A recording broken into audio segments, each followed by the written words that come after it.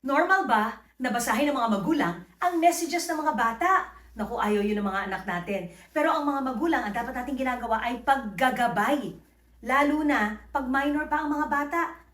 Young teenager, syempre andyan ka sasabihin ano tama, mali. Uupuan mo, magkikwentuhan kayo, tatanungin mo sino mga kaibigan, aalamin mo anong ginagawa, ano nilalaro. Normal yun. Pero habang lumalaki sila, dapat kaya rin natin balansehin ang tama sa mali, ang paggagabay, pati ang privacy nila. Ikaw ba nung young teenager ka, gusto mo ba na alam ng nanay mo lahat? Hindi ba nahihiya ka? Hindi mo rin makwento kung sino may crush sa'yo. Yung mga love letters na natatanggap mo, hindi mo rin gusto na makikita ng nanay mo. Normal yon. Pero kung patuloy ang pakikipagtungo mo sa anak mo na parang kaibigan mo, hindi ka palaging galit. Pero pwede ka magalit, syempre. Dahil pag may maling ginawa naman, pagsasabihan mo talaga. Ang layunin naman kasi natin, malaman nila ano, tama, mali. Paano sila magdidesisyon? Kaya nila ang mga sarili nila kapag wala tayo o wala tayo sa tabi o wala na tayo.